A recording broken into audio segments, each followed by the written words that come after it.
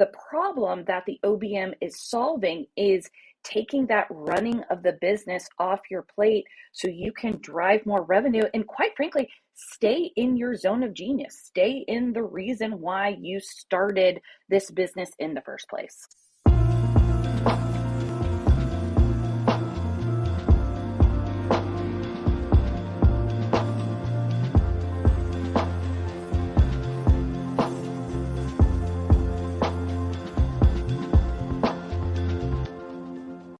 Well, hello and welcome back to the Amanda Kaufman Show. And I'm so excited about our next guest. This is Ashley Connell, CEO and founder of the Prowess Project. She is a fearless entrepreneur and fearless women's advocate, landing her thought leadership pieces in Forbes, Austin Business Journal, and at South by Southwest, right? So look, Ashley and I met when we were at a networking event together, and then somehow over tacos just got to talking about operations and process. And I was like, oh my gosh, this lady is a genius. So right then and there, I was like, we must podcast. We must. So ladies and gentlemen, welcome to Ashley Connell. Welcome to the show. I have been so excited about this, yes, since the tacos. And genius, not sure about that. I'm not sure I'm going to own the genius, but... Oh, you must. You must. It's so good. So when you first introduced to me, like, what it is that you actually do, I actually had to ask you, because you said, you place OBMs with founders. And I was like, what's that? Let's maybe just start there. Like, what is an OBM? What does that stand for? And what do you really help people with? Yeah, sure. So what an OBM is an online business manager. And the problem that they solve for CEOs, mainly coaches, consultants, agency owners, what I'd like to call micro businesses, is they're the operator. They're the person in there who is helping them with the running of the business strategy, but also will execute on their recommendations. So really this cross between COO and virtual assistant. Love it. And a COO is a chief operating officer if you're new in the entrepreneurship space. And, I remember when I actually started as an entrepreneur, everybody pretty much said right off the cuff, like, go ahead and get yourself a virtual assistant. So I'm really curious, like, when somebody's making the decision to engage an OBM versus hiring a virtual assistant, like, what is the really key distinction there? What's the difference? So with a virtual assistant, first, we love virtual assistants, right? Like, you want to knock some stuff out, boom, virtual assistant. The difference is where do you want to spend your time as the CEO? Do you want someone who's going to come in as a thought partner, someone who has run businesses before, someone who has seen all of the problems and knows how to fix them so that you can just delegate that problem to them versus delegating the entire project and step by step of exactly what you need that person to get done? If you want that more hands-on, the latter, that's a VA, and you're going to be very hands-on with that. If you want someone, again, who has the expertise, the thought leadership, and is almost like a pseudo business partner, that's your OBM. I was in a networking conversation just this week, and somebody was saying that they, their next level they believed was in getting a partner. And when I was reminded immediately of a conversation you and I had, and I was like, so why, what's the main driver behind wanting to have a partner? And simple answer was capacity, just not being able to not being able to sell more because they were getting tapped out on capacity. And I immediately thought, OBM, right? When you need a business manager, because the thing that people don't really, I think, properly appreciate about the possibility of bringing a partner in is that's like a marriage, right? Yes. I was just about to say that. And what I have seen when people bring in partners is they don't date their business partner for very long. They bring them in and then give away a massive chunk of equity of their business. And then, oh dear, 6 months down the line, we have a problem. So why not instead hire someone fractionally who has done this before, who has been vetted, who has been trained. And yes, you're going to pay, but you're not going to give up any equity. And I think like that's something that a lot of business owners don't totally understand. Like when you give up equity, what does that actually mean? Like I'll let you walk us through like what's the consequence of giving up equity, to have somebody, share in the profit or, because I think a lot of people, the reason they do that is they're actually not cash flowing the business very well. Yes. And so Yes. they think I'm going to get free work out of somebody. I'll just promise on the future. And it's almost like the same psychology of debt, like I'll pay for it now and I'll get the money now and then I'll be able to pay it back later. I think it's kind of the same attitude a lot of people have when they bring on the partner. So what's more typical, I guess, in terms of an arrangement with an OBM? Like what can people expect to maybe spend on it? Does it have to be a full-time person? Like, what problem does this actually really solve? Well, let's take a step back here. Most CEOs, business owners who are in the, let's call it professional services space, or again, coaching, or have a skill, they're an artist. Mm-hmm. And they probably came out of corporate and they're like, I don't want to I want to work for myself and I'm a great marketer. So now I'm going to start a marketing consultancy and start a marketing agency. And that's all great. And they know marketing backwards and forwards. What they don't know is how to run a small business. And that may not be the most leveraged use of their time. And what I mean by that is learning how to run a small business and spending their time doing things that don't come super easily, that aren't revenue generating, that may not get them to their goals. What will get them to their goals is that artistry, is that expertise, is the whole reason why people hire them in the first place. So the problem that the OBM is solving is taking that running of the business off your plate so you can drive more revenue and, quite frankly, stay in your zone of genius, stay in the reason why you started this business in the first place. What are some of the responsibilities or projects or tasks that an OBM is like really suited for? Because I certainly heard the same thing, honestly, almost from day one. As an entrepreneur, it's like you need to work on your business, not in your business. But like, what does that really mean in very plain Jane terms for, let's say it's a coach or it is a consultant of some kind? Like what are some of the things that maybe perhaps people don't realize that A, those activities are required to run a successful business, or B, they don't realize that they're not necessarily the best person to do that? Like, what are some good examples? Absolutely. So we have a full transformation process that our OBMs take these CEOs through. Mm-hmm. And what that looks like is first a deep dive audit. They need to understand your business.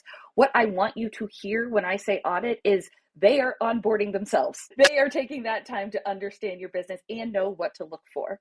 Mm-hmm. From there, they are doing a massive data dump. They are understanding all of your current data and where you want to go, establishing those KPIs for you, and building out a full communication process so that you can reach those goals. From there, they're looking at all of your operations, your systems, and your technology and automating the heck out of it. How do we work smarter, not harder? From there, they are looking at what we call demand generation engine. So what is the alignment between your ideal customer or your ideal buyer, that message, the channel, the full-on nurture experience, the offer, and then the client experience? What is that whole thing? How do we optimize it? How do we automate it? And how do we make it more aligned? So again, the entire business is more efficient. And then it is growth and maintenance. It is looking at all of your data and ensuring that you're making wise decisions on, if your goal is more profit, what resources should we be allocating where in order to reach that goal? If it is double down on revenue, again, how that looks different and forecasting that out. So those are some examples of what an online business manager can do for a CEO. Mm-hmm.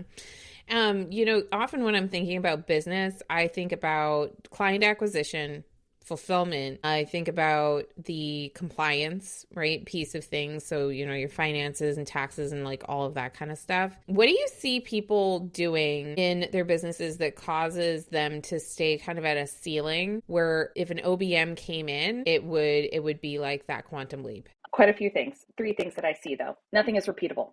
So there is no systems, there is no SOPs, no leverage, nothing that can be done without the CEO. That's the number one thing. Second, Ooh, data. that's really, really huge. Like, I think we should come back to that, but keep going.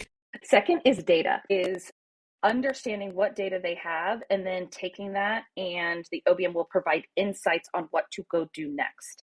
And then Mm-hmm. the big problem that I see after they can kind of handle all of that is understanding and going through with the CEO, what problem are you really solving for whom?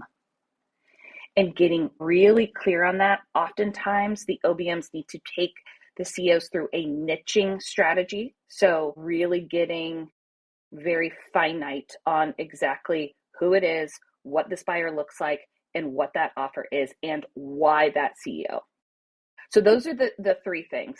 Again, it's What's coming up for me, and because you mentioned like especially the first thing several years ago, I was. Do you ever get those intrusive thoughts? Like you're just in the kitchen and you get yeah, like a dark thought or like a weird thought, all the and you're time. just like, "What the hell is wrong with you?" So yeah, that 1000% happened, but there was actually utility in it. So I still remember I was standing in my bedroom and I was just knackered. I was so Yeah. tired. And I had this intrusive thought of just like, so what happens if you get hit by a bus? And then I was Mm-hmm. like, oh my God, what actually does happen if you get hit by a bus? And so like the first place I kind of went with that, because it went from being an intrusive thought to an obsessive one, was like, do I have my estate in order? Do I have life Yeah. insurance and things like that kind of in place, just sort of from a estate planning kind of and business continuity. But then it became a really curious question, which was like, yeah, but like, what if I got hit by a bus? Like, how do I? Crack me up. I'll bet you didn't think we were going to go this direction, but here we are. No, I didn't, but I'm digging it. I'm digging it. But seriously, it changed my entire business because I realized I was like, everything up to that point, like I was the sun at the center of this system. And if I went out, it's just like, okay, life on earth as we know it ceases, right? And I was just like, that cannot stand. So I got like, that's why I have the brand The Coach's Plaza, not just like coaching by Amanda Kaufman, because I wanted to have the capacity, and I have expanded that capacity to have like other coaches work inside the brand, right? For example. So what really came up for me as you were talking about this is, of course, the memory of that intrusive, then obsessive thought about like, how do you take yourself out of the business? And I want to ask you this question because I'm eager to hear your perspective on it. Why is it so important for a founder and CEO to prioritize as soon as possible their like removal from the day-to-day business activities? Why is that so important? It's so important for your own mental happiness. Like honestly, that's what I keep hearing over and over again. Sure, it's important for the business, and sure, like you want to work like in your on your business, not in your business. But what I'm hearing more than anything is a relief factor from Mm-hmm. all of these CEOs who don't have the pressure of, oh my gosh, what if I get hit by a bus? Or, oh my gosh, I'm missing another T-ball game. Or, oh my gosh, I haven't read a book in 18 years and I love reading a book. Oftentimes, people get into business because they believe it's going to give them more flexibility. They believe that they are going to make more money. They believe that their time is going to be theirs. And then fast forward, they've been in it for 4 years and it's nothing like that because they're doing it all themselves. Yeah. But what happens is they're doing it all themselves, but they don't have the skills or the desire to be doing those things. And Mm. therefore it becomes half-assed, right? Like you just don't have the time. So why not have an expert in there doing it for you? So again, you can stay in your zone of genius. And I don't know, do something crazy like go on a laptop free vacation for 2 weeks. Like, wouldn't that be amazing? Like, sure, Yeah, it sounds it's the incredible. doomsday. It's a doomsday of getting hit by a bus, but it's also the, oh my gosh, I am going to go to Tuscany. One of our clients did this, and she was like, that right there was worth its weight in gold because Mhm. I did a bucket list activity of going to Tuscany, and I didn't look at my phone once because I had my OBM running the business. That's so important. I had a coach of mine say years ago that business is relationships. And he had us like lead through this thought exercise about, well, you've got relationships with your clients, you've got relationships with your suppliers, you've got relationships with, and what I've noticed as somebody who helps people launch businesses is very often, there's trauma. The toxic work environment, for example. I know that was certainly part of my story was like, I can't stand these bosses. I feel like I have no choice, da, da, da, da, da. And so entrepreneurship really feels like a very viable solution when you're in that kind of a pain point. Wherever you go, there you are. And the Yes. truth is that, yeah, there are jerks, there are people in the world that are unkind.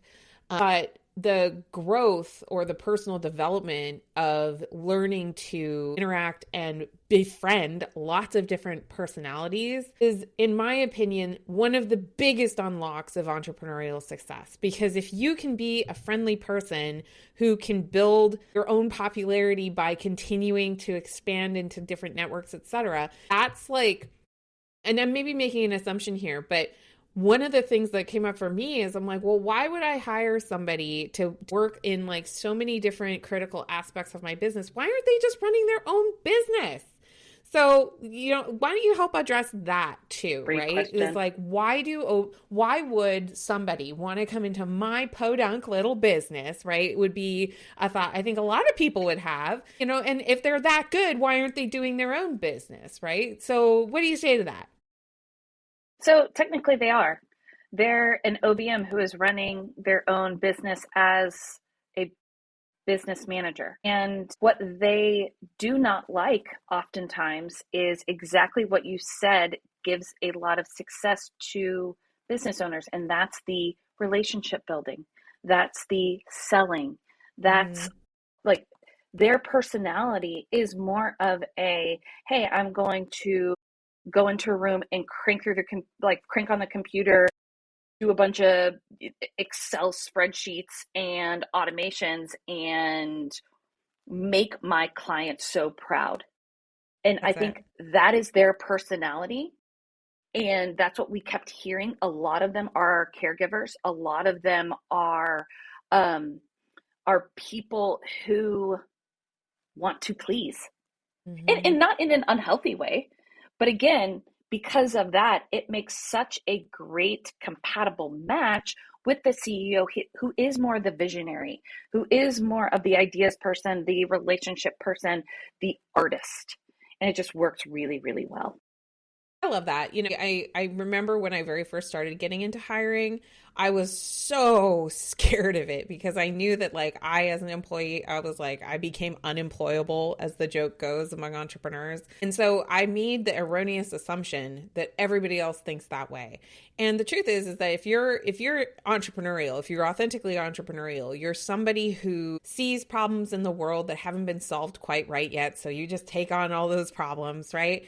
And the thing is like that's a really unique way to be in the world. And most people want a little more stability than that. And I think like Mm-hmm. the thing that I had to learn was, my business's success and my business's growth meant that I had earned a leadership that allowed me to create the space for someone who, like you're describing, is looking for more like job security. They're looking more for that thing to be a part of as opposed to having to be the sun at the center of that solar system kind of thing. And that was another thing that we hear a lot from both CEOs and OBMs is the loneliness factor of entrepreneurship.